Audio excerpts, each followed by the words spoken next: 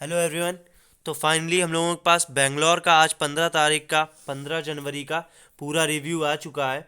हाँ, लेकिन ये है कि दिल्ली का लोग डिमांड डिमांड तो मान लीजिए सबकी कर रहे हैं, लेकिन बच्चे अब कुछ तो भूल ही जाते हैं कि उन्हें रिव्यू भी देना है। 2-3 बच्चे मैंने पहले देखे कि भूल ही गए हैं कि सर को रिव्यू भी देना है। ठीक है, तो आप लोग भी कुछ लोग कमेंट में बता दिया करिए जो मुझसे नहीं जुड़े हुए हैं।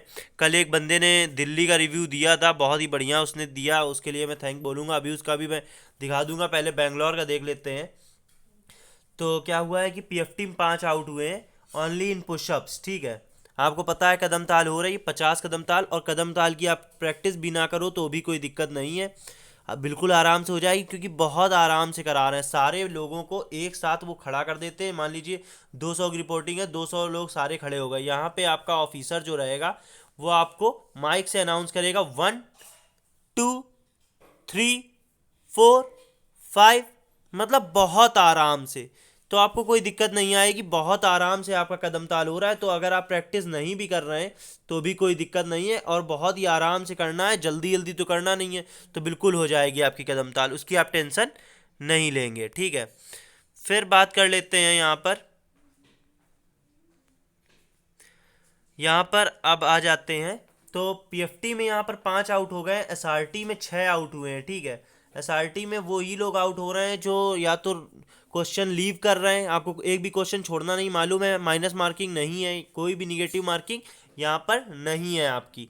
तो आपको सारे अटेम्प्ट करने हैं क्वेश्चन, जो भी छोड़ देगा उसका तो फिर नहीं हो पाएगा, उससे बाहर जाना पड़ेगा। ठीक है, तो यहाँ पर और देख लीजिए इसके जीडी में टोटल 50 आउट हुए हैं, एसआरटी में 6 आउट हो गए, जीडी में टोटल 50 प्लस आउट है। कितना एक्यूरेट नहीं पता है, 50 से 55 के बीच में है।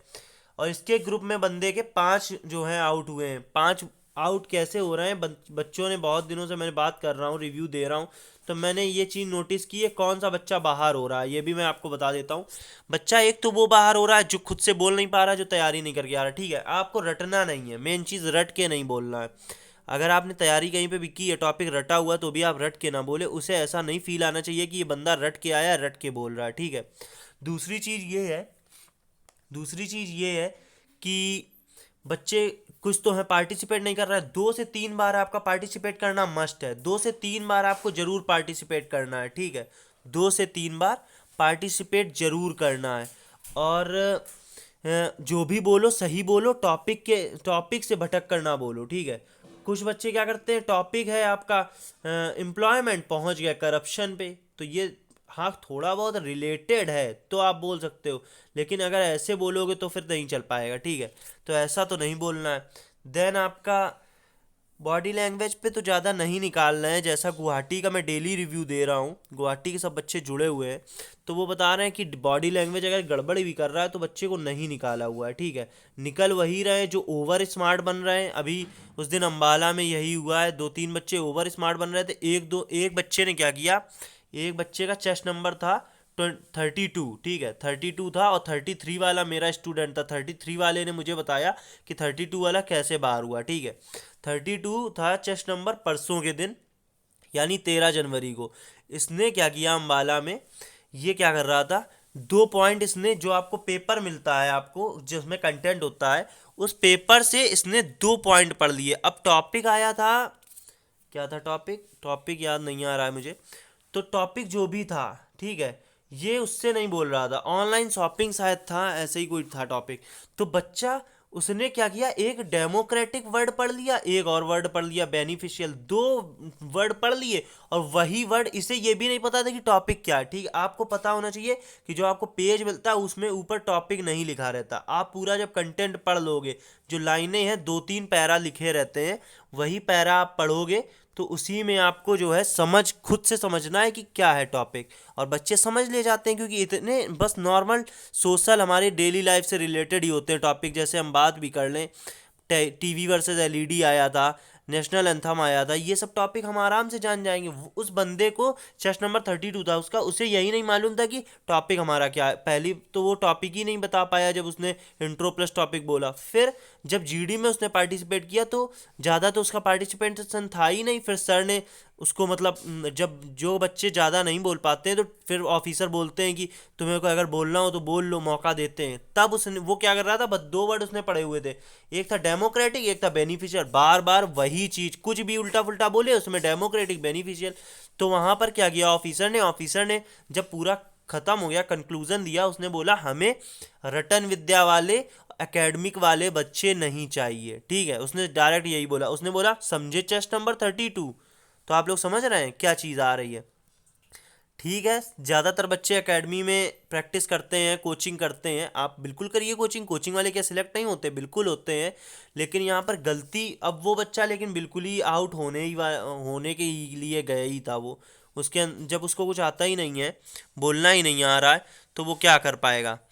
तो ठीक है, तो मैंने फिलहाल सब कुछ बता दिया हुआ है जीडी में आपको कैसे पार्टिसिपेट करना है। आधा मिनट का इंट्रो होता है, आधा मिनट का आपका होता है टॉपिक के बारे में। पहले अच्छे से पढ़िए, 2-3 पैरा लिखे होते हैं, टॉपिक का नाम नहीं लिखा होता है। आपको पैरा पढ़ के टॉपिक समझना है और सब कुछ समझ जाता है। फेज़ 1 ऐसे ही नहीं निकाला हुआ है, इतने गधे भी बच्चे नहीं हैं। फिर इसके बाद आपको 2 से 3 बार पार्टिसिपेट जरूर करना है। 2 से 3 बार, 2 से कम बार तो बिल्कुल नहीं, 2 से 3 बार करेंगे। जो बोलिए सटीक बोलिए, उतने में ऑफिसर आपको सिलेक्ट कर लेगा। ठीक है, फालतू का नहीं बोलना है, मेन चीज़। तो यहाँ पर मैंने कितना बताया हुआ है देखिए। तो जीडी में जो है, अब इसके ग्रुप में 5 बंदे आउट हुए हैं। ठीक है, तो यही वही रीज़न आ रहा है। टॉपिक था इसका न्यू एजुकेशन पॉलिसी, आपको पता है न्यू एजुकेशन पॉलिसी आई हुई है। तो मैंने इससे पूछा क्या होल्ड करा रहे हैं, क्योंकि पुशअप्स में 5 बच्चे आउट हुए हैं। तो मैंने पूछा पुशअप्स करा रहे हैं, बोला नहीं। तो अब 5 बच्चे तो बहुत ज़्यादा नहीं है। गुवाहाटी में जैसा देखिए 25 बच्चे बाहर हुए हैं, तो 25 एक अच्छा खासा बड़ा नंबर है। ठीक है, फिजिकल में आउट होने का बड़ा नंबर आ रहा है।